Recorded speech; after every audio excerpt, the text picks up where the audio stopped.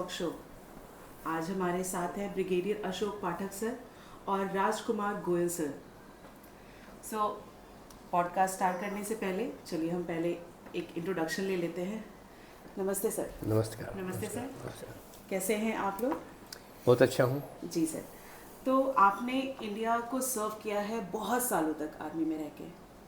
हाँ, मैं 1975 में कमीशन हुआ था जी कोर ऑफ सिग्नल्स में। मैंने 2006 तक रहा मैं। जी जी 2006 में मैं सुपर एनिमेट हुआ था कोर ऑफ सिग्नल्स। जी सर। और सर आपके बारे में कहा जाए तो आपने एक बहुत ही कम छोटे से स्टार्ट किया और आज आपने एक बहुत बड़ी अपनी इंडस्ट्री खड़ा करके रख दिया। तो कुछ आप अपने बारे में बताइए सर। मैं बेसिकली इंडस्ट्रियलिस्ट हूँ और हम अलॉय स्टील और सुपर अलॉय स्टील बनाते हैं फॉर ऑटो सेक्टर, रेलवे और रिन्यूएबल एनर्जी में हमारा काफ़ी वो है। हम सोलर, विंड और अभी हम थर्मल विंड एनर्जी भी बनाने की कोशिश कर रहे हैं, उस पर भी ट्रायल चल रहा है। जी जी ठीक है। तो अब आज के डेट में जब हम ये पॉडकास्ट शूट कर रहे हैं, इस टाइम पे अपने भारत में सबसे बड़ा एक मुद्दा चल रहा है पहलगाम का मुद्दा। पहलगाम में कुछ टेररिस्ट आए, उन्होंने कुछ अनजान और बेकसूर लोगों को पकड़ के ऐसे ही मार दिया। उसके पीछे ना अपने देशवासियों को समझ में आ रहा कि रीज़न क्या है।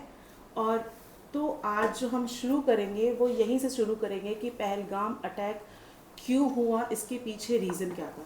तो सर मैं आपसे जानना चाहती हूँ कि आप क्या सोच रखते हैं कि जो टेररिस्ट का माइंडसेट था उस दिन वो क्या था? पहलगाम में जो टेररिस्ट का माइंडसेट था, उसके जो सूचक उससे तकरीबन 3 या 4 दिन पहले या हफ्ता पहले वहाँ के जो चीफ ऑफ आर्मी स्टाफ हैं जनरल आसिम मुनीर, उनको अगर आप सुने तो उससे काफ़ी साफ आ जाते हैं। उन्होंने हिंदू और मुस्लिम के बारे में बात कही थी, उन्होंने कश्मीर के बारे में बात कही थी और एक लंबे समय से पाकिस्तान का रवैया कश्मीर की तरफ जो बहुत ज़्यादा उतावला नहीं था, वो उतावलापन उन्होंने दिखाया था जो किसी ज़माने में भुट्टो, बेनज़ीर भुट्टो और इमरान खान के टाइम में हुआ करता था। वो सिचुएशन थी। लेकिन मैं साथ में ये भी कहूँगा कि एक लंबी हिस्ट्री में देखते हैं 1989 1990 से, तो मैं पहलगाम को बहुत ज़्यादा अलग नहीं मानता। पहलगाम के इंसिडेंट को जी। अलग सिर्फ ये था कि उनके चीफ ने कहा, उसके बाद जिस तरह से वो निश्चित हत्याएँ की गई, धर्म पूछ के की गई, महिलाओं को छोड़ा गया, उनको बोला कि आप प्राइम मिनिस्टर को मोदी जी का नाम लेके बोला कि उनके जगह बता दो, ये पहली बार हुआ है। लेकिन सिविलियन की टारगेटेड किलिंग और धर्म के आधार पर किलिंग कश्मीर में नहीं है, क्योंकि हम लोग भूल जाते हैं बहुत जल्दी पंडितों का जो वहाँ से पलायन हुआ वो भी धर्म के नाम पर ही हुआ था। और पहलगाम में ये 3 चीज़ें अलग थी: chief of army staff, the way they were killed and then the women were left. कि जाइए आप बताइए। वो बहुत ही ज़्यादा एज अ विमेन मैं समझ सकती हूँ कि वो कितना ही दर्दनाक रहा। जी हाँ। लेकिन एक चीज़ और ब्रिगेडियर साहब, जो उन्होंने कहा कि जाके मोदी को बता देना और विमेंस को छोड़ दिया, तो एक तो इस ऑपरेशन का जो नाम ऑपरेशन सिंदूर रखा है, हाँ बिल्कुल बहुत बढ़िया है। यस। उस दिन जब ये ऑपरेशन हो गया, उसके बाद जो प्रेस कॉन्फ्रेंस था और जो 2 महिलाओं को फ्रंट में लाके, मतलब ये सोच इतनी बड़ी थी। और उसके बाद जिन महिलाओं ने अपने पतियों को खोया था, उनकी मतलब उनको भी मैं दाज देती हूँ। उसके बाद वो टीवी चैनल पे आके कह रही है कि इससे अच्छी श्रद्धांजलि कुछ नहीं हो सकती। बिल्कुल। ऑपरेशन सिंदूर क्या मतलब सोच थी अपने प्राइम मिनिस्टर की।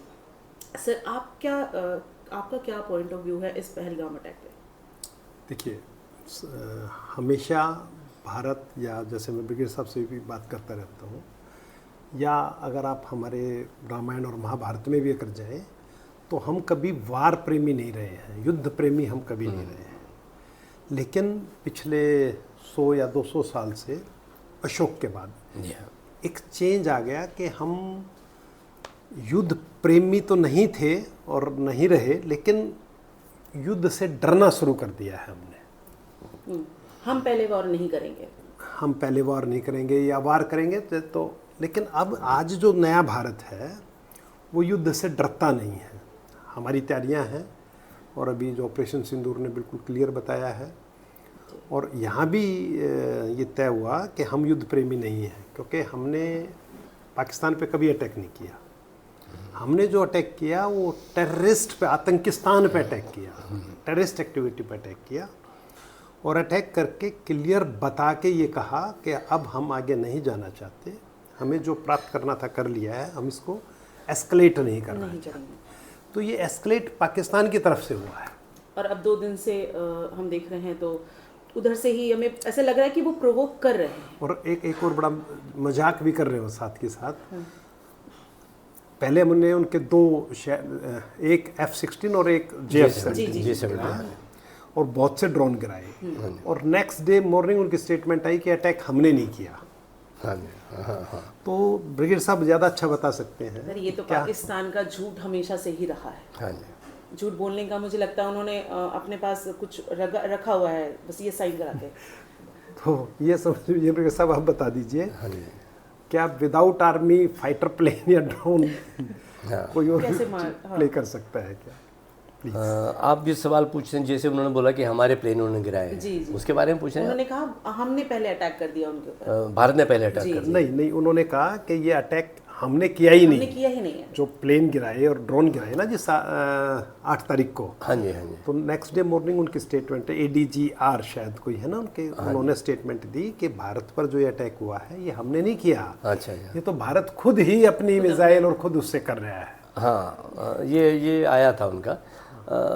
दरअसल उनके सोचने का तरीका और जो वो कहते हैं उससे उनकी इंटरनेशनल रेपुटेशन पे बहुत ज़्यादा असर पड़ा है। मुझे कई बार लगता है कि इसके बावजूद भी वो इस तरह का झूठ क्यों बोल रहे हैं। आप अगर कारगिल याद कीजिए तो उसमें उन्होंने बोला था कि हमारी फ़ौज उसमें नहीं लड़ रही है, लेकिन बाद में पता चला कि नॉर्दर्न लाइट इन्फेंट्री जो उनकी फ़ौज का हिस्सा है वो लड़े, उसमें बहुत उनके जवान और अफसर मारे गए। उनके शवों को लेने के लिए आए, कई शवों को तो हमने उनके रीति रिवाज के मुताबिक उनका संस्कार किया। बाद में उनके लोग आए भी, बाद में उनके प्राइम मिनिस्टर ने माना, बाद में उनके जो चीफ ऑफ आर्मी स्टाफ थे उन्होंने भी माना, वो झूठ पकड़ा गया। उसके बाद ओसामा बिन लादेन का जो केस है, उन्होंने कहा कि हमारे पास नहीं है, अमेरिका ने उन्हीं के घर में उनको मारा और वहीं पकड़ा गया। वो झूठ उनका उजागर हो गया। अब रिसेंटली अगर आए तो उनका जो डिफेंस मिनिस्टर था शायद, वो कहता था कि अमेरिका का हमने साथ दिया अफ़गानिस्तान में और अमेरिका आज हमारे साथ नहीं है। तो अमेरिका के साथ उन्होंने क्या दिया था? वो तालिबान टेररिस्ट था। आज अमेरिका उसी टेररिस्ट के खिलाफ लड़ा है पाकिस्तान में 2001 से लेके अफ़गानिस्तान में। उन्होंने एक शब्द यूज किया कि हमने अमेरिका का डर्टी गेम काम किया। हाँ, डर्टी गेम, तो मान रहा है वो डर्टी गेम किया उसने। तो अब उसके जब आप सारे स्टेटमेंट्स को एक सिलसिलेवार देखते हैं तो झूठ बोलने की, जैसा आपने शुरू में कहा कि एक उनका स्टेट पॉलिसी है झूठ बोलना, और उनको ये लगता है कि ये झूठ लोग हमारा मान जाएंगे।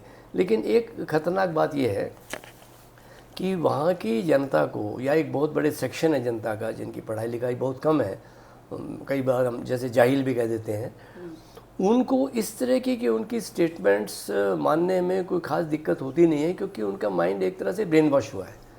वो उस, मैं जिहादी वर्ड इस्तेमाल नहीं करना चाहता, उस तरीके से बिल्कुल अंधविश्वास है उनका कि जो सेना कह रही है वो ठीक ही कह रही है, जबकि एविडेंस उसके बिल्कुल अगेंस्ट है।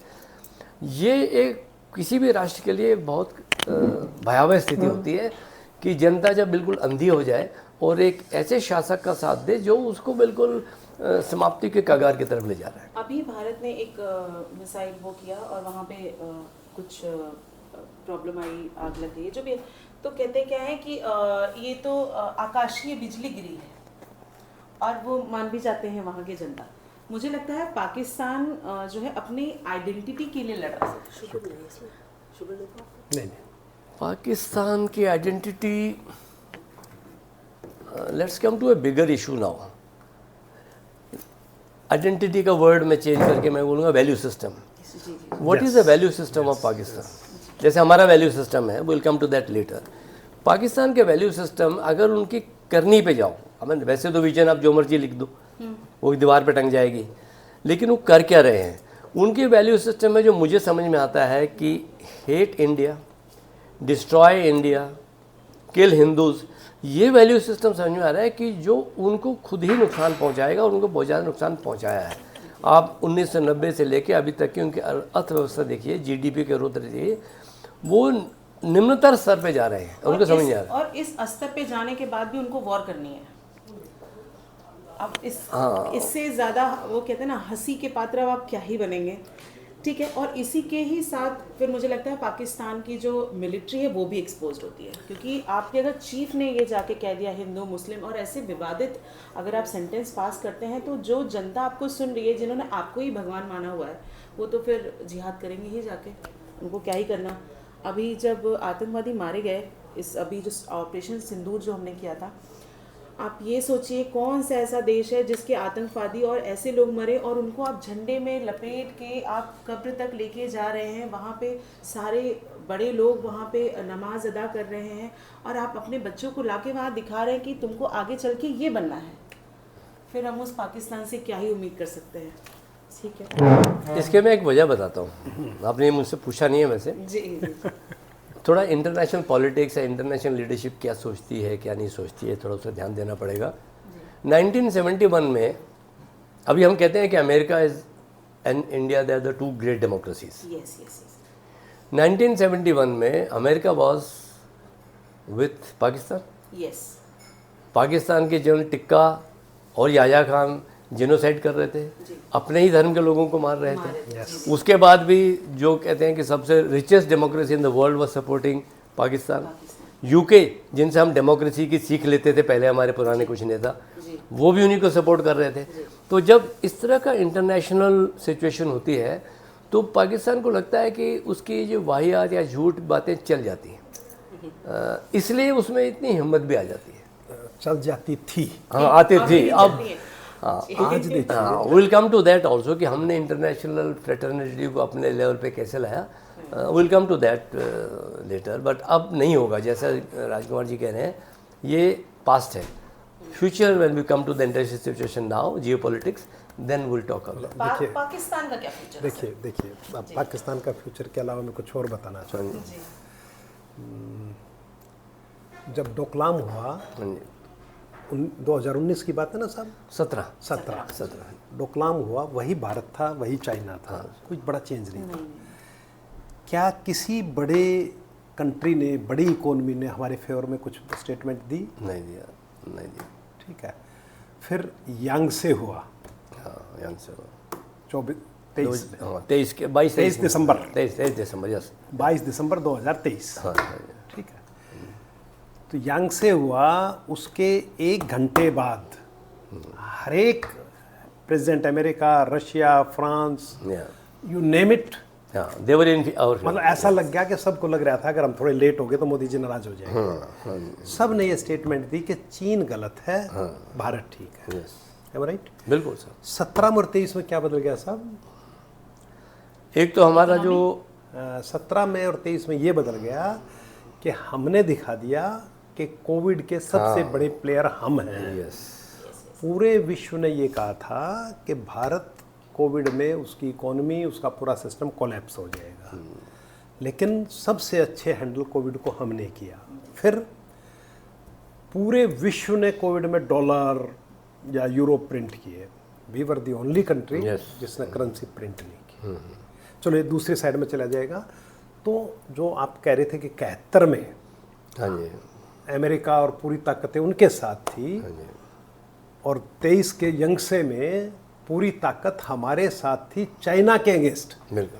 पाकिस्तान के अगेंस्ट की बात नहीं कर रहे हैं, चाइना के अगेंस्ट जाके हमारे फेवर में। तो इतनी ज़्यादा हमारी इंटरनेशनल पोजीशन चेंज हुई है। बिल्कुल। अभी वो भारतीय जी जियोपॉलिटिकल की मेरे से बात कर रही थी। अगर जियोपॉलिटिक्स की, ये जियोपॉलिटिक्स का एक बहुत बड़ा वो है। तो हमारी सिचुएशन पिछले 10 साल में मल्टीपल डिफरेंट लेवल पे आ गई है, अभी बहुत डिफरेंट लेवल पे आ गई। आज पोजीशन ये है कि भारत का रक्षा मंत्री ये कहता है, सॉरी विदेश मंत्री, कि हमें उपदेशक नहीं चाहिए, मुझे पार्टनर चाहिए। ज्ञान नहीं चाहिए, ये ज्ञान तो हमने ही आप तक भेजा है। जो आप शांति की बात कर रहे हो, तो फिर अगले दिन हमारे यहाँ जब उसका विश्लेषण हुआ तो कोई मुझे कह रहा था कि शांति तभी अच्छी लगती है जब तक सामने वाला शांत है। पड़ोसी अपना शांत है। अगर सामने वाला शांत नहीं है तो फिर शांति की कोई जरूरत नहीं। हमारे स्क्रिप्चर का है, समर्थ के नहीं दोष गोसाई।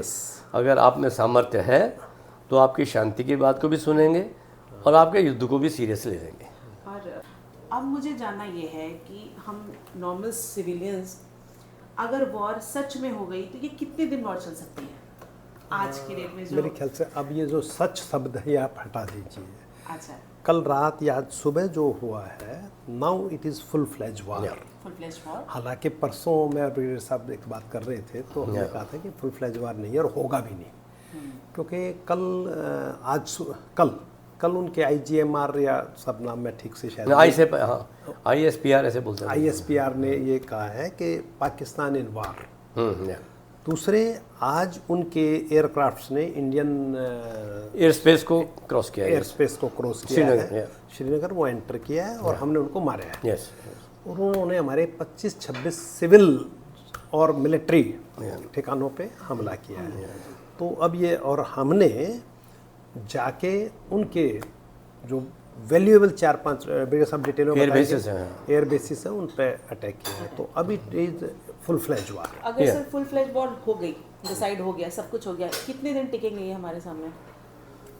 पहले तो मैं जो फुल फ्लेज वॉर के जो एस्केलेशन लीडर है, मैं थोड़ा सा आपको बता रहा हूँ कि एयर स्पेस का वॉलेशन तो जब मिसाइल भी आप फायर करते हैं तो हो जाता है, लेकिन एयरक्राफ्ट जब जाता है तो हो जाता है, पक्का हो जाता है। वो इस लैडर में एक सीढ़ी और है, वो जब आर्म फोर्सेस क्रॉस करते हैं, ग्राउंड फोर्सेस। अभी तक ऐसी कोई रिपोर्ट नहीं है, क्योंकि अभी पक्की जानकारी तो कोई बताएगा भी नहीं और हमारे पास है भी नहीं कि ग्राउंड फोर्सेस ने क्रॉस किया है कि नहीं किया। क्योंकि अगर आप डॉट्स को मिलाते हैं तो लाहौर का एयर डिफेंस सिस्टम और सर्वेलेंस सिस्टम बर्बाद हो गया। लाहौर के ऊपर में काफ़ी बहुत ज़्यादा बमबारी भी है, उसके पास रफ़ीके है, मुरीद के है, इस्लामाबाद, ये जो एयर बेसेस हैं, इन एयर बेसेस पे उनके जो सबसे इम्पॉर्टेंट एयरक्राफ्ट हैं, फाइटर एयरक्राफ्ट हैं, वहाँ उन्होंने लड़ना था।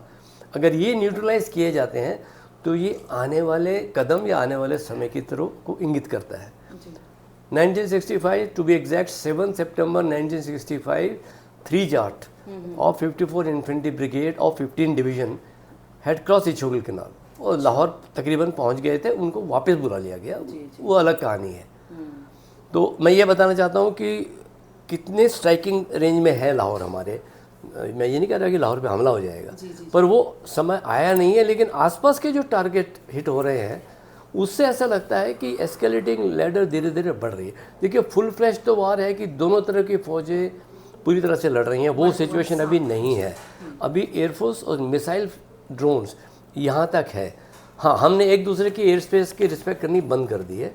और अभी जो पिंडी में हमला हुआ था, वहाँ के जो मैं कुछ वीडियो देख रहा था, उसमें हमें लगा कि हमारे एयरक्राफ्ट ही कि नहीं, मिसाइल उनके एयर स्पेस को वॉयलेट करके, पहले नहीं किया था, वॉयलेट करके किया है। वैसे हमारी मिसाइल आराम से पहुंच जाती है, हमारी मिसाइल की प्रिसिशन कैपेबिलिटी बहुत ज़्यादा है। जी सर, उनके हिसाब से बहुत ज़्यादा है। और पहले ही दिन ऑपरेशन सिंदूर के बाद जब उन्होंने शाम को ड्रोन्स हमले किए, सारी चीज़ें की, तो न्यूज़ में आ रहा था, अब आप ये मुझे बताइए कितना करेक्ट है, उनके अवैक सिस्टम जो डिफेंस सिस्टम है उसको क्रैश कर दिया था। एवैक की बात कर रहे हैं।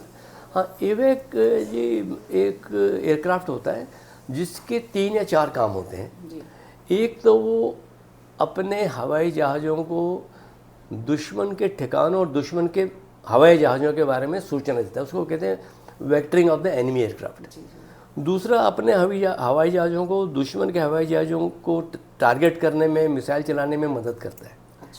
तीसरा, उसके पास एक इलेक्ट्रॉनिक वॉरफेयर सिस्टम होता है जो ground based air defence system, जो रेडार, और दुश्मन के हवाई जहाज़ों के रेडार को न्यूट्रलाइज करने की कैपेबिलिटी रखता है। तो एवेक एक बहुत ही एक्सपेंसिव और बहुत ही पावरफुल सिस्टम है। अगर एवेक को आपने गिरा दिया है, क्योंकि एवेक में अपने डिफेंस की कैपेबिलिटी बहुत होती है, एवेक कभी भी अकेला नहीं जाता, उसके साथ फाइटर एयरक्राफ्ट होते हैं। जिस तरह से एयरक्राफ्ट कैरियर अकेला नहीं होता, उसके साथ में बाकी शिप्स होते हैं। एवेक का गिर जाना उसके लिए एक बहुत बड़ा सदमा होना चाहिए, अगर उसको इसकी अकल आ जाती है कि हमें वो कैपेबिलिटी है कि हम एवेक को गिरा सकते हैं। और ये सच है, क्योंकि अभी ये न्यूज़ चैनल में आना शुरू हो गया है। फर्स्ट डे जब उन्होंने ड्रोन हमले किए थे तो उस दिन बहुत ज़्यादा, मतलब बहुत कम या कुछ में कह लीजिए एक्सप्लोजिव नहीं थे बहुत ज़्यादा। और लेकिन जो उन्होंने दूसरे दिन किया उसमें कुछ एक्सप्लोजिव थे। अब समझ में ये नहीं आ रहा कि वो फालतू के ड्रोन्स भेज क्यों रहे हैं, उनकी क्या स्ट्रेटजी हो सकती है इसके पीछे? स्ट्रेटजी ये होती है कि जब आप किसी वेपन सिस्टम्स को इस्तेमाल करते हैं तो आपको ये भरोसा होता है कि ये वेपन सिस्टम चल जाएगा। अच्छा, ठीक है। लेकिन आपको ये नहीं पता होता कि आपसे जो लड़ रहा है उसकी कैपेबिलिटी क्या है। जैसे 1965 में उनके पास में F-86 सेबर जेट था, और जो आपसे बात कर रहा था मैं उस दिन, तो उनके जो विदेश मंत्री आए थे, रक्षा मंत्री अमेरिका US के, उन्होंने हमारे रक्षा मंत्री को कहा था कि तुम ये नैट और हंटर के साथ लड़ोगे, ये तो म्यूजियम पीस है। हमारे नेट ने, जिसको बाद में सेबर स्लेयर कहा गया, उनके सेबर जेट को गिरा दिया। तो जब वो सेबर में जो पायलट बैठा होगा F-86 में, उसको तो ये होगा कि मेरे सामने कुछ टिकेगा नहीं। तो जब उन्होंने ड्रोन फेंके चलाए थे तो वो टर्की के थे, और टर्की के ड्रोन देखिए इजराइल सब जगह चले हैं, वहाँ काम भी किए हैं। तो पाकिस्तान को लगा होगा जो मैं ये ड्रोन भेज रहा हूँ ये तो मेरा ब्रह्मास्त्र है। अब उसको ये नहीं पता था कि इस ब्रह्मास्त्र का काट अब भारत के पास में है, और हमने जो उसकी काट की है वो अपने ऐसे ही वेपन सिस्टम से किए जो हमारे पास, जब मैं फौज में था बहुत पहले, तब भी हमारे पास था। वो फ्लाई कैचर रेडार है, L-70 गन्स हैं, ये हमारी पुरानी एंटी एयरक्राफ्ट गन्स हैं। वैसे हमारे पास में ईगला है, स्ट्रेला है, बहुत तरह है पूरा मामला इसका एयर डिफेंस का। हमने उससे ही उसके ड्रोन्स को समाप्त कर मॉडर्न वाले हमने बचा के ही रखे हैं। नहीं, बचाने का मतलब होता है उसकी जरूरत नहीं पड़ी ना। मैं कह रही हूं कि अभी उसकी जरूरत ही नहीं पड़ी, और हम पुराने वालों से इनका मतलब, आप देखें ना, हमारी पुरानी जो लड़ाई होती है तो हर जगह ब्रह्मास्त्र और पशुपतास्त्र नहीं चलाते थे ना, आग्नेय अस्त्र भी नहीं चलाते थे। वो तो राम ने समुद्र को डराने के लिए निकाला था वो। जी। तो मतलब अगर हम फुल फ्लैश की वॉर करें तो 5 से 6 से ज़्यादा दिन टिकेंगे नहीं है। देखिए, वार में जब फुल फ्लैज वार अगर हो जाती है, मेरा मानना हो गई, साहब का मानना ठीक है, साहब ज़्यादा ठीक रहेंगे। वार एक बार हो जाती है तो फिर वो आउट ऑफ कंट्रोल होते हुए बहुत ज़्यादा टाइम नहीं लगता है। मान लो आप इसका एग्जांपल लीजिए, रशिया और यूक्रेन का कोई कंपैरिजन नहीं था। उस टाइम जब हम बात करते थे तो 4 दिन 5 दिन। हाँ, मैं खुद ही सोचता था कि तो आज 4 साल होने वाले हैं। बिल्कुल। तो हम इसके साथ ये कह सकते हैं कि दुश्मनों को कमज़ोर नहीं समझना चाहिए। ऑब्वियसली दुश्मन को कमज़ोर नहीं समझना चाहिए, लेकिन यहाँ एक फर्क है। ये कैसे है? ये पाकिस्तान है, यूक्रेन दुश्मन नहीं है। यूक्रेन जो है वो एक देश था, देश है जिसके खिलाफ रशिया लड़ रहा है। हम किसी देश के खिलाफ नहीं लड़ रहे हैं। एक और बात, यूक्रेन एक देश है जिसकी एक आर्मी है, यहाँ एक आर्मी है जिसके पास एक देश है, ये फर्क है दोनों। ये भी, और दूसरे यहाँ एक आर्मी है जिसमें के पास उग्रवादी हैं, आतंकवादी हैं। मैं इस आर्मी के एक दुखती रग बताता हूँ आपको, ये बड़े मज़ेदार है। 15 दिसंबर 1971 11 बजे हमारे जनरल जेकब, ये लेफ्टिनेंट जनरल नियाजी के हेडक्वार्टर में गए, और जाना किस लिए था कि ये लड़ाई अभी ख़त्म होनी चाहिए क्योंकि UN में बड़ी बहस चल रही थी। तो जब ये कलकत्ता से दमदम से टेक ऑफ करने लगे तो UN के और बाकी कुछ करस्पॉन्डेंट आए कि हम भी जाएं, आप सीज़ फायर की बात कर रहे हैं। तो JFR जेकब ने कहा कि आप किसी की ज़रूरत नहीं है, किसी को नहीं लेके गए वो। जब वो नियाजी के ऑफिस में पहुँचे, जब वो ढाका के एयरपोर्ट पर उतर रहे थे तो देखा 11 सेबर जेट नीचे खड़े हुए हैं, बिल्कुल इंटैक्ट था। उनके पायलट भाग गए थे वहाँ से। नियाजी के पास गए तो नियाजी ने कहा कि hello Jacob, let's stop this, let's have a UN sponsored cease fire. General Jacob का आंसर था, मैं यहाँ पर सीज फायर के लिए नहीं आया, मैं आपके सरेंडर के लिए आया हूँ। नियाजी ने कहा कि तुम सरेंडर कराओगे, मेरे 15,000 आदमी यहाँ पर हैं, तुम टिक ही नहीं सकते। कहते वो तुम्हारी मर्जी है, सरेंडर करोगे तो तुम्हारे सभी लोग बच जाएंगे, नहीं करोगे हारना तो तुमने है, फिर मुक्ति बानी तुमसे निपटेगी। उन्होंने सरेंडर के डॉक्यूमेंट रखे, कहता मैं आधे घंटे के लिए बाहर जा रहा हूँ, सोच लो। आधे घंटे के बाद जब वो नियाजी से मिले तो नियाजी ने कहा कि ये सरेंडर प्राइवेट में होना चाहिए, मतलब वो तैयार हो गया। तो ये जो इतने ही गीदड़ बब की ये लड़ेंगे वो लड़ेंगे कर रहे हैं ना, तो ये कब बकल होते हैं इसका पता नहीं है हमें। सर एक चीज़ और भी है इसमें, जब जनरल जैकब बाहर गए अपनी जीप में तो उनके डीसी ने पूछा व्हाट आर यू डूइंग, कि क्या कराया आप? मतलब अब क्या आप, मतलब कहीं, क्योंकि 11 साइबर जेट खड़े हैं, 15,000 आदमी हैं, और हमारे 2,000 आदमी शायद 16 किलोमीटर पीछे थे। सगत सिंह की फौज अभी भी दूर थी, 16 किलोमीटर पीछे थी। एक जनरल जैकब सिंह, एक उनका ADC, ड्राइवर और 2 गार्ड, यही लोग गए, ये 5 आदमी थे। 5 आदमियों ने 15,000 आदमियों से सरेंडर करा दिया, और उसने सरेंडर कर भी दिया, और उसने कर भी दिया बड़ी ईमानदारी से। हाँ, उसके पहले 14 तारीख को क्या हुआ था, हमारी एयरफोर्स ने वहाँ पर बमबारी की थी जहाँ पर ये मीटिंग कर रहे थे, तो उससे डरे हुए थे ये। नॉर्थ में हमारे पैराट्रूपर लैंड कर गए थे, लैंड 500 किए थे, उन्होंने 5000 समझा उनको, इससे डरे हुए थे। इधर सगत सिंह ने मेघना क्रॉस कर ली थी। तो वॉर में जो आप फौज से नहीं लड़ते हो, फौज को जो कमांडर उसके दिमाग से लड़ते हो। कब उसका दिमाग उस प्रेशर में आ जाए तो उसकी जो जोश डिफरेंट उसमें चला जाता है। लेकिन ब्रिगेडियर साहब, जहाँ तक मैंने पढ़ा है कि जो आधा घंटे का दौरान था उस टाइम भी गलती से हमारे एक बम ढाका उसके आसपास गिर गया था। इन्हें शेलिंग चल रही थी। हाँ, एक बम पास में ही गिर गया पास में गिर गया था। Yes yes. उसने भी न्याजी के दिमाग के साथ वो सब सगत सिंह नॉर्थ वाले उसने क्या किया था कि अपनी गन ले गए थे टोर के बिना। तो उन्होंने कहा यार गन ले गए, इसमें से गोला तो चला दो। उन्होंने प्रैक्टिस में गोला चलाया था वो गोले से ही। उन्होंने किसी को एम भी नहीं किया था उस समय। हाँ, तो ढाका उसके पास, जिसमें जनरल जैकब और न्याजी दोनों थे, उसके पास गिरा था। उस गोले से भी जनरल न्याजी के दिमाग में आया। तो सब अब आप समझ सकते हो कि जब रावलपिंडी का एयरबेस या लाहौर के पास का मुरीदी के एयरबेस या भावलपुर खाली करा रहे हैं वो। आज आप ये समझ लीजिए भावलपुर खाली करा रहे हैं जैसे मान लो अम्बाला खाली करा रहे हो। देखिए क्या साइकोलॉजिकल असर क्या होगा। ये है, देखो रशिया, जब यूक्रेन और रशिया लड़ रहे हैं तो नाटो से वेपन आते हैं बाई ट्रेन और बाई एयर, है ना। और रशिया क्योंकि वर्ल्ड की सेकंड लार्जेस्ट पावर है तो उनके पास ये फैसिलिटी तो होगी कि भाई वो आ रहे हैं, जैसे वो यूक्रेन एयर स्पेस में एंटर करें तो उसको वहीं मार दें। क्यों इतना इंतजार कर रहे हैं कि खाली हों फिर वो उनके ऊपर चलें। रशिया का कुछ गेम प्लान होगा, मैं उसका क्या गेम प्लान है ये बताना मेरे लिए बड़ा मुश्किल है। लेकिन रशिया ने चेचनिया में एक्टिविटी की, इसके पहले क्रीमिया में एक्टिविटी की है और एक जगह और की है, उसका नाम मैं भूल रहा हूँ, वो साइबर के साथ की थी। तो उनकी एक्टिविटी को जब मैं डिटेल में पढ़ता हूँ तो मुझे लगता है कि इतनी ज़्यादा प्रोफेशनल आर्मी है नहीं। सेकेंड वर्ल्ड वार, हाँ मतलब बात कर रहे हो सर? हाँ, मुझे अजीब लगता है कहते हुए, क्योंकि सेकेंड वर्ल्ड वार में भी आप रशिया देखिए कितना बड़ा है। ऑपरेशन बारबाडोस कहते हैं, बारबोसा, हाँ ऑपरेशन बारबोसा हिटलर ने नाम दिया था। इन्होंने 1.5 हफ्ता या 2 हफ्ते पूरे नहीं हुए थे, 1.5 हफ्ते के अंदर में ये मॉस्को लेनिनग्राड के गेट पे पहुंच गए थे। कहाँ से कहाँ तक, इतना पूरा इलाका है। और रशिया बीच में कितना लंबा चौड़ा रशिया है। तो अब जैसे अमेरिका के देख लो आप। अच्छा, नहीं, मेरा क्वेश्चन फिर दूसरी डायरेक्शन में जा रहा है।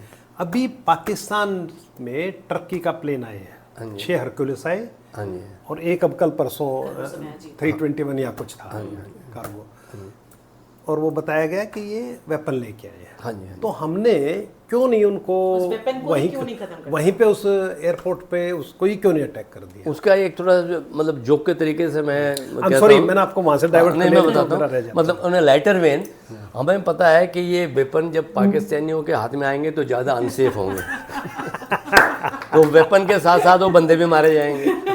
On a serious note what I want to say is कि हो सकता है हम इसको इंटरनेशनल लेवल पे एस्केलेट ना करना चाहें, क्योंकि टर्की का प्लेन आया है। हम टर्की को डायरेक्ट वार्निंग दूसरे तरीके से दे सकते हैं। अगर हमने हिट कर दिया, जो कैपेबिलिटी है जब हम हर जगह हिट कर सकते हैं, इसको भी कर सकते हैं। Probably we don't want to send that message to Turkey, okay stop. जरूरत पड़ी तो शायद उसका जरूरत पड़े। सब जब टर्की पाकिस्तान में लैंड कर गया प्लेन उसका, तो वेयर इज टर्की नाउ? तो पाकिस्तान, ये टारगेट असाइनमेंट जब की जाती है तो स्ट्रेटेजिक थिंकिंग की जाती है कि अब जैसे कराची है, अभी तो क्यों नहीं उड़ाया, हमारे तो कभी भी उड़ा सकते हैं। तो उसको कराची पोर्ट तो हमने अभी नहीं किया, एयरबेस नहीं किया। नहीं, एयरबेस नहीं, कराची पोर्ट पे हाँ, we have ranging, we have done ranging there कि हम वी आर हियर। हाँ, वी आर हियर। डिस्ट्रॉय नहीं किया सर, उतना ही किया, लेकिन कराची पोर्ट पर अटैक किया है। सब ऐसा ना, जो कराची में उनकी 5 कोर है। अच्छा, हम नहीं चाहते कि 5 कोर इधर उधर हरकत करे। भावलपुर खाली करा लिया, अब भावलपुर में कौन जाएगा? ये नीचे से जाएंगे ना, तो हम बताना चाहते हैं कि भाई हम हैं इधर पे, इतनी जल्दी मत करो उधर जाने की। तो ये हो सकता है, मतलब मुझे वहाँ पता नहीं है, बट दिस इज व्हाट, अगर मैं कोई मिलिट्री माइंड है तो यही सोचेगा कि they want to keep those people there only in Karachi. अच्छा। कराची को हम ज़्यादा तबाह भी नहीं करना चाहते। Please remember, Karachi is Sindh. Karachi तो बलूचिस्तान में हमने हरकत ज़्यादा नहीं की, सिंध में हमने हरकत की नहीं। वो चाणक्य की नीति है ना कि उस जगह उस नागरिक को क्षति मत पहुंचाओ जो नागरिक हो सकता है कल को तुम्हारे साथ। हो सकता है ये बलूचिस्तान सिंध मिलके इनका सैंडविच बना दे। या वो आज खबर दे रहा था, सिंध वाले कह रहे हैं कि प्राइम मिनिस्टर मोदी हमारा प्राइम मिनिस्टर है। उन्होंने तो झंडे उतार दिए इनके। बलूच ने बलूचिस्तान ने कहा है कि प्राइम मिनिस्टर मोदी हमारा प्राइम मिनिस्टर है, हम अलग देश की वो चाहते हैं और हम यूएनओ को रिक्वेस्ट कर रहे हैं कि हम अलग देश की मान्यता दी जाए। हाँ, और इंडस वाटर ट्रीटी की एब्रोगेशन या अबायंस के बाद में सिंध वालों और पंजाब में लड़ाई चल रही है, और कल को सिंध वाला भी कह सकता है कि कराची में जी हम पे हमला मत करो, हम तो तुम्हारे ही हैं। हाँ, हमें पानी दो आप। हाँ, इट्स क्वाइट पॉसिबल। ये चीज़ें बहुत तेज़ी से, आई एम नॉट प्रेडिक्टिंग कि ये होगा, I am not astrologer, but in war when force is shown तो ये चीज़ें हो जाती हैं। तो सर आप क्या मान सकते हैं कि 2025 पाकिस्तान का ब्रेकडाउन टाइम है? See I can predict it, but हालात बिल्कुल ऐसे लग रहे हैं।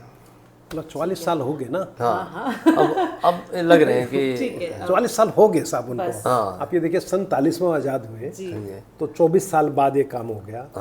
अब तो डबल हो गए, तो अब डबल होगा। और ये इसके जिम्मेवार वो खुद हैं। ये हम नहीं चाहते थे कि इनके बाइफर्केशन हो, इनके जिम्मेवार खुद हैं।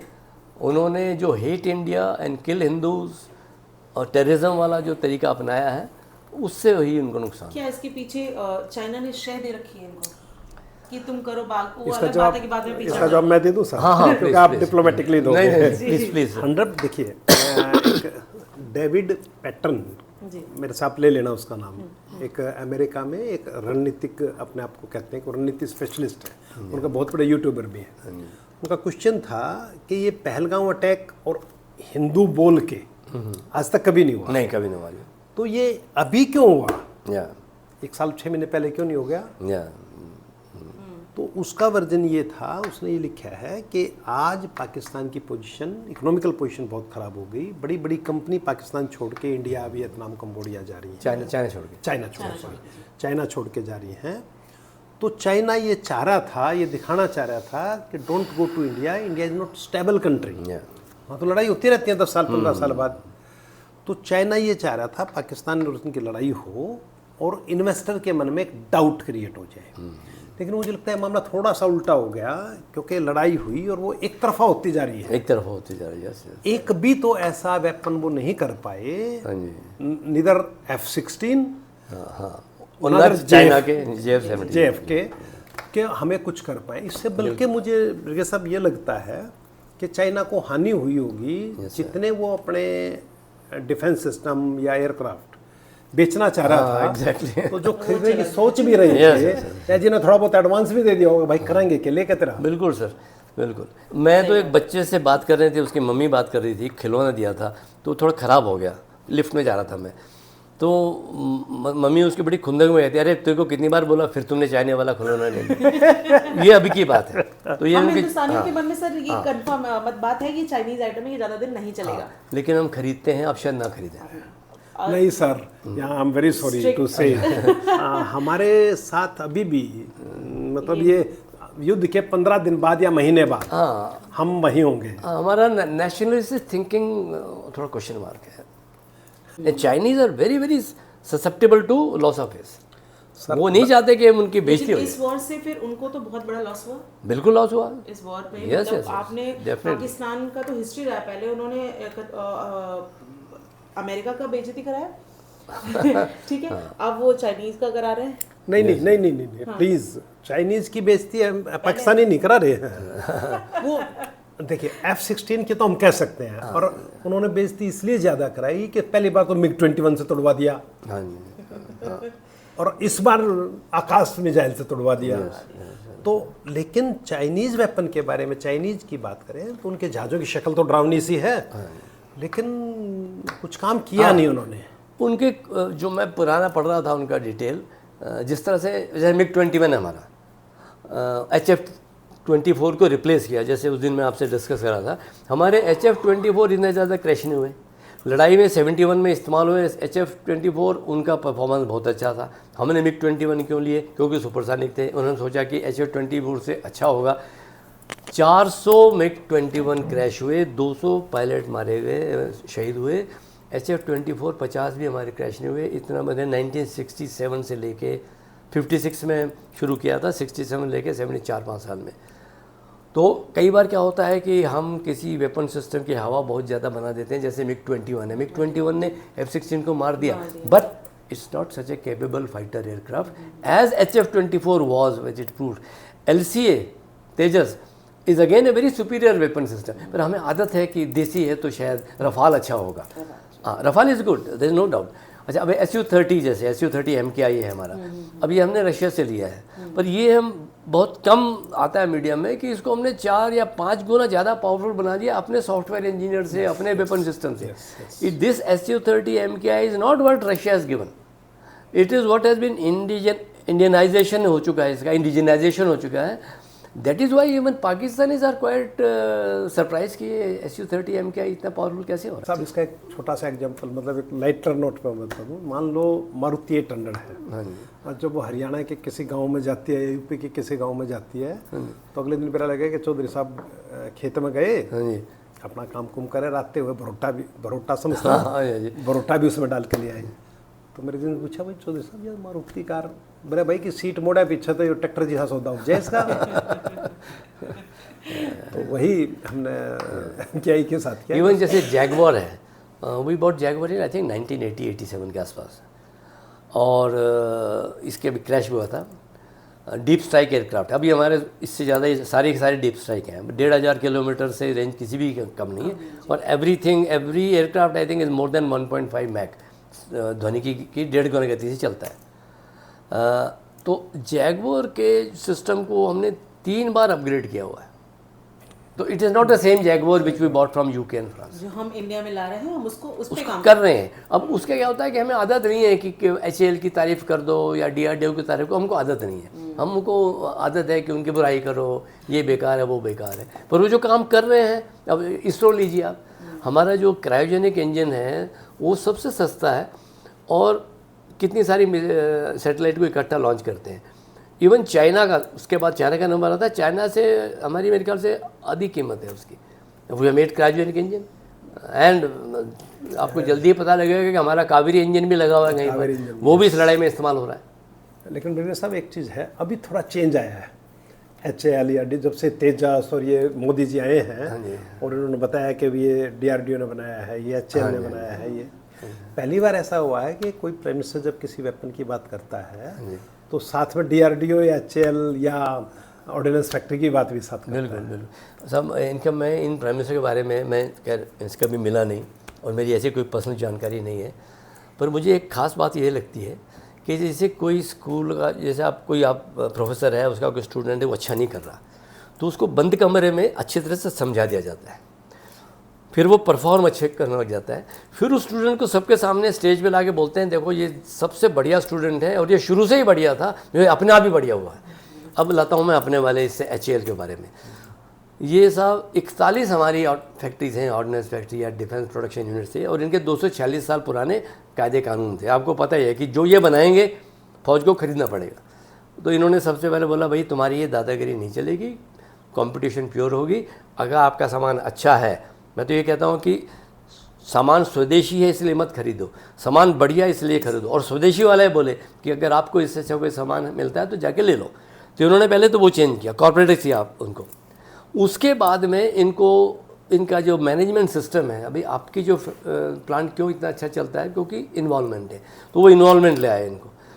वो लाने के बाद में आप देखिए HAL क्या क्या बना रहा है, 3 तरह के हेलीकॉप्टर HAL बना रहा है। यस, प्रचंड बनाया साहब। प्रचंड, या 16,500 फीट के ऊपर उड़ने वाला सिर्फ हमारा ही एयरक्राफ्ट है या हेलीकॉप्टर है। वर्ल्ड में नंबर, मतलब ओनली हेलीकॉप्टर इंडिया में 100% इंडियन मेड है। 100%।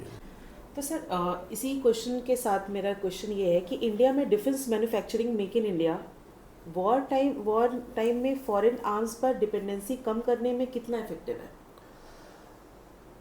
पिछले 5-6 साल में कहूँगा काफ़ी इफ़ेक्टिव है, लेकिन अभी रास्ता बहुत लंबा है अभी भी।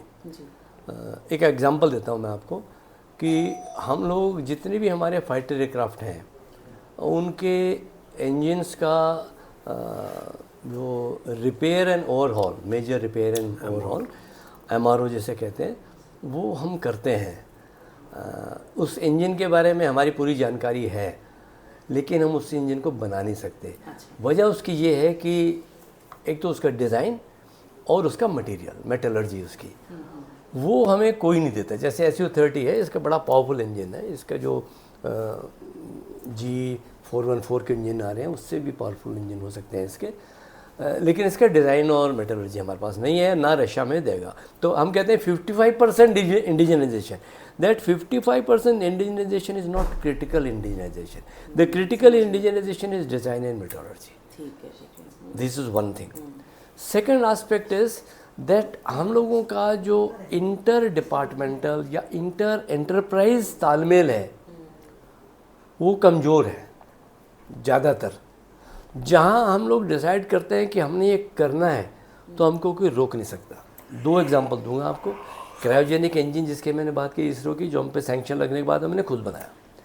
दूसरा, कल जैसे सर हम बात कर रहे थे आपके EFI वाली मीटिंग में कि मटीरियल जो rare earth material palladium etcetera, इनकी माइनिंग इज़ इम्पॉर्टेंट।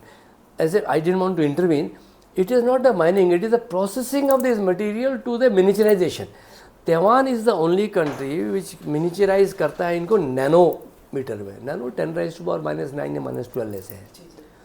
और अब हमारे यहाँ पर इसकी प्रोसेसिंग, मैंने एक रिपोर्ट कहीं पढ़ी थी, एंगस्ट्रॉम में लाइट की वेवलेंथ को नापा जाता है, लाइट की। It is lesser than nano also. तो we are going into that kind of processing. ये लैब में है अभी, मैन्युफैक्चरिंग लेवल कब आती है। अगर हमने ये कर लिया, क्योंकि आपको पता है सेमीकंडक्टर में कितना बड़ा इन्वेस्टमेंट किया है गुजरात में। If we do this and if we take this critical technologies, engine for example, miniaturization of these systems, then artificial intelligence, जो सुखोई या रिफाल और इनका जो मेन माइंड है वो AI बिग डेटा कम्युनिकेशन पे चलता है। वो उसमें हम लोग एक्सपर्ट हैं।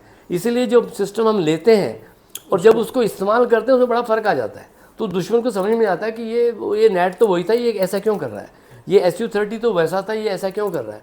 The reason is that our people put something extra in that, and that extra is data fusion, that extra is AI, that extra is surveillance, targeting and precision guidance जो हमारे मिसाइल्स और systems कर रहे हैं। And incidentally here also, जैसे घातक हमारा system बन रहा है अभी, वो that is a public domain में है, it's no secret. Flies at Mach 2, ध्वनि की स्पीड से डबल। इसको ड्रोन ही कह रहे हो एक तरह से, इसको कहते हैं unarmed combat aerial vehicle. Drone के का बड़ा भाई कह लो या बहुत बड़ा भाई कह लो उसको। अब इसके अंदर आप बहुत कुछ ऐसी चीज़ें डाल सकते हो जो कि फाइटर जेट लेके जाता है। अच्छा, इसमें मिसाइल जा सकती है, बॉम्ब जा सकता है। मैक 2 पे जाएगा, स्टेल्थ है ये, मतलब इसको डिटेक्ट करना बहुत मुश्किल है। अब स्टेल्थ तो कहते हैं, स्टेल्थ वैसे हर एक एयरक्राफ्ट को डिटेक्ट किया जा सकता है, टेक्नोलॉजी मुश्किल होती है। अब मुझे नहीं पता, हो सकता है घातक का भी इस्तेमाल कर लिया हो कि इसके अंदर पायलट तो है नहीं, मैक 2 पे जाएगा, टेरेन मैपिंग में जाएगा, अपना काम करके वापस आ जाएगा। Is it ready to मतलब घातक हैज़ बीन टेस्टेड, और उसका जो कावेरी इंजन उसमें है, it has been approved by Russia. वहाँ पर जाके टेस्ट हुआ है, क्योंकि ना उसकी थोड़ी टेक्निकलिटी है कि वो वाले इंजन आप फाइटर जेट में नहीं लगा सकते, उसका कुछ वजह है, लेकिन आमने लगा सकते हो उसको। तो उसमें लगा के उसको मैक 2 पर टेस्ट किया हुआ है। अब यहाँ पर इस्तेमाल किया कि नहीं किया, I don't know. Similarly I was telling him the other day कि हमारे जो ग्राउंड फोर्सेस और एयरफोर्स ने बताया कि हमको ऐसी सैटेलाइट सिस्टम चाहिए जो कि स्ट्रेटोस्फीयर में हो और हमको क्लियर सर्वेलेंस दे और ज़्यादा देर तक वहाँ पर रहे। एक तरह का ड्रोन चाहिए था, लेकिन इतनी हाइट पे चाहिए था। Then our DRDO has tested a system which is 17 kilometres above earth level and doing surveillance. It can do surveillance for 2 days continuous. After that you can put another one. So अब ना all these things, ये तो paper की मैंने पढ़ा है, इसको इस्तेमाल हो रहा है कि नहीं हो रहा है, nobody knows. So that is where your education system, your knowledge, your industrialists, they come into play. Everything whatever they do, they won't disclose. yes. जो मैं बता रहा हूँ ये डिस्क्लोज हुआ है पेपर में। बहुत सारी ऐसी चीज़ें जो डिस्क्लोज नहीं हुई। जैसे आप बता रहे थे कि हमारा स्टील बाकियों के स्टील से बढ़िया है, फिर भी हम बाहर से लेते हैं, आदत पड़ी हुई है।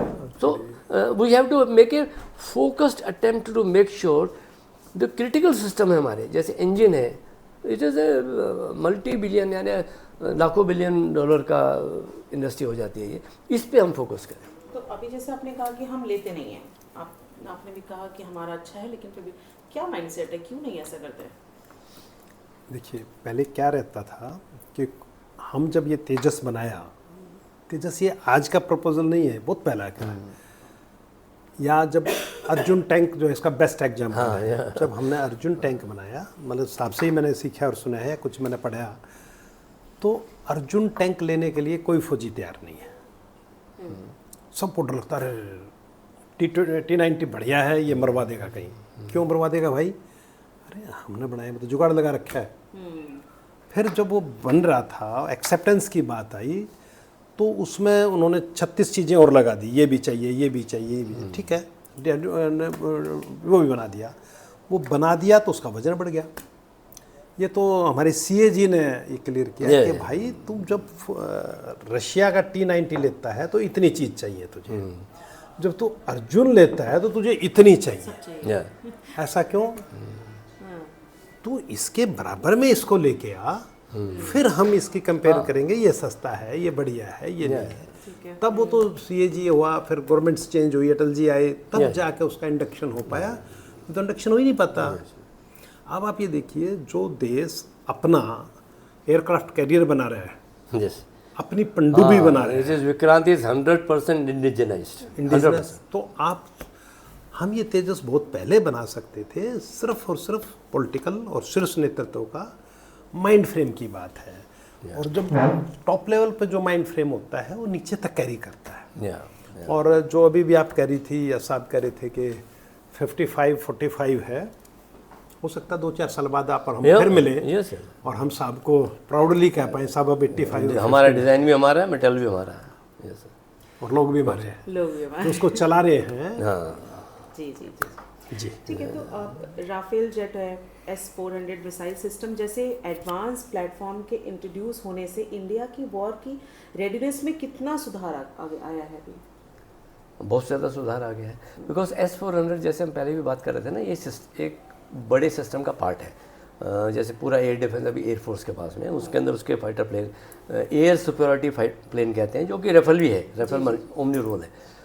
तेजस भी वो काम कर सकता है, तेजस भी, SU-30 भी। SU-30 अकेला SU-30 20 टारगेट को इकट्ठा देख सकता है और 8 को इकट्ठा मार सकता है, और अपने साथ 4 हवाई जहाज़ों को गाइड कर सकता है। ये SU-30 की कैपेबिलिटी है। तो उसी तरह से ये S-400 भी इस पूरे इकोसिस्टम का एक हिस्सा है। अब एक महंगा सस्ते वाली बात नहीं है, इसका जब इस्तेमाल करना होता है तभी इस्तेमाल कीजिए।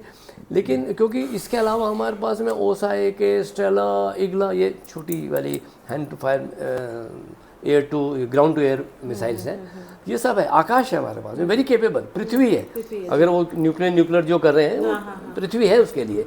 और फिर S-400 भी है, उसके अलावा भी हमारे पास हैं सारी चीज़ें। अच्छा, इसके ना 4-5 सिस्टम्स हैं। एक तो इसकी मोबिलिटी है, कहाँ ले जाके कहाँ लगाना है, नंबर 1। दूसरा इसका सबसे इंपॉर्टेंट है सर्वेलेंस। सर्वेलेंस ये जैसे S-400 है तो ये 1500 किलोमीटर अंदर देखते हैं। जब वहाँ से मिसाइल बाहर निकाल के फायर होती है तभी पता चल जाता है कि मिसाइल फायर हो गई। उसके थोड़ी देर के बाद में जब वो अपने टारगेट की तरफ आना शुरू होती है ऊपर से, तो ये उसको पहचान लेता है कि दुश्मन की अपनी है, और फिर ये डिसाइड करता है कि उसको किस सिस्टम से न्यूट्रलाइज करना है, किस सिस्टम से।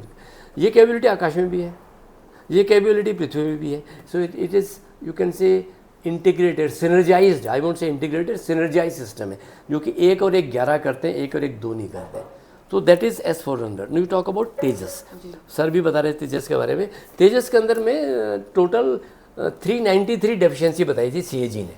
डेफिशिएंसी क्या बताई थी? इंजन ये, स्पीड ये वगैरह QR देते हैं, वो QR में इतने कमी थी, तो उसको रिजेक्ट करने वाले थे। तो गवर्नमेंट ने बोला कि देखिए आप एयरक्राफ्ट ले लीजिए, ये सारी कमी हम पूरी कर देंगे। जब एयरक्राफ्ट ये लिया गया, उसके 5 या 6 साल के बाद में प्रेस रिलीज़ है, एयरफोर्स का भी जो एक्सेप्टेंस है कि सारी कमी को न केवल पूरा किया गया, लेकिन तेजस हमारा जो Mark 1 है, Mark 2 तो और भी अच्छा हो जाएगा, वो मिराज 2000 से अच्छा है। मिराज 2008 की है, और ये is very powerful, very very good aircraft, जिसकी ज़्यादा हम रफाल ही करते हैं। इज़ वेरी पावरफुल एयरक्राफ्ट, तो उससे अच्छा है भी। Tejas Mark 2 is competing with Rafale. हाँ, इज कम्पीट, हमका इससे अच्छा है, रफाल से अच्छा है ना। तो अगर देश डिसाइड कर रहे हैं कि जैसे इंडस्ट्रियलिस्ट हैं, साइंटिस्ट हैं, स्टूडेंट्स हैं, ये डिसाइड कर लें कि हमने इससे अच्छा सिस्टम बनाना है, तो भारत को कोई नहीं रोक सकता। सर, एक मेरा क्वेश्चन है, जब रशिया और यूक्रेन युद्ध चल रहा है तो दोनों तरफ मोस्ट एडवांस वेपन है। रशिया इटसेल्फ मोस्ट एडवांस, और इधर अमेरिका है और नाटो। यूक्रेन का तो आप नाम है, उसको बेशक आप निकाल दो, कौन है वो देख रहे हैं। हाँ, वो लेकिन दोनों ही तरफ से जब ड्रोन फायर होते हैं, कभी 50, कभी 40, कभी 30, तो 10, 5, 20 रुकते हैं और 20, 30 फायर करते हैं, राइट? दोनों तरफ से कह रहा हूँ मैं। और यही इजराइल और गाजा, हमास के बीच में भी होता है। ठीक है। लेकिन हमारे साथ ऐसा क्या है कि हमारे यहाँ भी उसने 400 ड्रोन फायर किए हैं और एक साथ 15, 20, 25, 30 एक साथ सॉम ड्रोन भी फायर किए, सॉम ड्रोन, यस यस, है ना? लेकिन हमने सभी ड्रोनों को न्यूट्रलाइज किया है। तो व्हाट इज द डिफरेंस? ये तो सब एक तो बहुत गर्व की बात है, और क्योंकि अभी मैं तो आर्मी में नहीं हूँ तो मुझे अंदर की खबर करनी होगा, लेकिन जो पेपर में पढ़ा है, जो पब्लिक डोमेन में नॉलेज है, 3 इसके मेन रीज़न हो सकते हैं। एक तो ड्रोन वॉरफेयर और ड्रोन सिस्टम, मेरे ख्याल से we have taken it in the ambient of electronic warfare system. Electronic warfare मतलब हम आपको इलेक्ट्रोमैग्नेटिक स्पेक्ट्रम का इस्तेमाल नहीं करने देंगे, हम अपना इस्तेमाल कर सकेंगे। ये मोटे मोटे तौर पर ये है। एक जैमर टाइप, जैमर कह लो, सर्वेलेंस भी कह लो, और अब तो टारगेटिंग भी। अब ड्रोन में टारगेटिंग भी है ना, तो दैट इज़ नंबर 1। सेकेंड है कि हमने इतने दिन की तैयारी में जो हमारे प्राइम मिनिस्टर और कैबिनेट कमेटी ऑन सिक्योरिटी से लेके नीचे तक जो ये सिनर्जाइजेशन हुआ है थिएटर कमांड का, जॉइंटनेस का, हमने जो डेस्परेट सिस्टम्स हैं, अलग अलग सिस्टम्स हैं, उन सबको सिनर्जाइज किया है कि L-70 कहाँ इस्तेमाल होनी है, इगला कहाँ इस्तेमाल होनी है, OSA-AK कहाँ इस्तेमाल होनी है, आकाश कहाँ होगी, पृथ्वी कहाँ होगी, S-400 कहाँ होगा, SU-30 कहाँ आएगा, रफाल ने क्या करना है, ये सिनर्जाइज किया हुआ है। एक तरह से वेन डायग्राम जैसे होता है, यूनिवर्सल डायग्राम बना हुआ है। अब इस सिनर्जाइजेशन में इंफॉर्मेशन हमारे पास में ड्रोन की जब वो वहाँ से चलता है, मेरे ख्याल not from electronic warfare system, but हमारे पास वो इंफॉर्मेशन ऑब्जर्वेशन आती है। हमारे बहुत सारे सिस्टम्स इस समय पाकिस्तान में भी है, आई मीन रॉ, we don't talk much about it, तो वी गेट दैट इनपुट। उसके बाद L-70 की gun with improved fly catcher radar, ये बाकी जो उसके रेडार हैं, उनमें ये कैपेबिलिटी है कि ड्रोन को जीरो इन कर ले जब एक बार हवा विजुअल पे है, वो विजुअल पे है, वो उस पर नहीं है, रेडार वाली पे फ्रिक्वेंसी पे नहीं है। और फिर L-70 को जब उसका कोऑर्डिनेट मिल जाता है 3 डायमेंशन 3D वाला, तो उसमें आपको पता है कि 40 mm का उसका गोला होता है, बहुत ज़्यादा फायर होते हैं, तो ड्रोन उससे बच के जाता नहीं। This I think is the reason. जैसे आपने मुझे बताया था कि हमारे पास में सबसे ज़्यादा मॉडर्न एयरक्राफ्ट ना होने के बावजूद भी हमारी एयरफोर्स को नंबर 2 माना जाता है वर्ल्ड में। Number 3, 1 America, 2 Russia and 3। और अभी तो मुझे लगता है कि रशिया का जो परफॉर्मेंस है नंबर 2 ही होगा हमारा। तो अमेरिका से तो हमारी लड़ाई कभी हुई नहीं है। The man behind the gun is very very important. ये मैं 3J की आपसे बात कर रहा HOL में, हमारे पास में 3.5 इंच के रॉकेट लॉन्चर थे, उससे भी हमने पैटर्न उस पर फायर कर दिया था, वो चलते नहीं थे, ये प्रॉब्लम उसका ये था सबसे बड़ा। उसके बाद भी हमारे पास में 25 पाउंडर गन थी साहब, उसके बाद भी HOL क्रॉस हो गई ना। उसके बाद 105 mm गन थी, उसके बाद 90 mm वाले थे जो इतने टैंक थे, हमारे 75। हमारे वाले हथियारों को बोलते थे खिलौने हैं ये। उन खिलौनों से हमने HOL क्रॉस करके लाहौर के दरवाजे में खड़े हुए थे। मैं आई एम नॉट सेइंग कि technology is meaningless, technology is important, पर जो एक पूरा इकोसिस्टम उस टेक्नोलॉजी को इस्तेमाल करता है ना, अब जैसे आपके पास में मोबाइल है, बाकी के पास में मोबाइल है, आप मोबाइल से क्या क्या कर सकते हैं, बाकी लोग क्या करते हैं, तो उसमें बड़ा फ़र्क है। That's the difference. ठीक है, ओके, हम thank you so much sir. आपने कहीं और कमिटमेंट दे रखी है, इसलिए आपको जाना जरूरी है। सो बहुत बहुत सारा थैंक यू अपना टाइम निकालने के लिए मेरे लिए। आप कंटिन्यू करिए साहब के साथ। जी जी जी।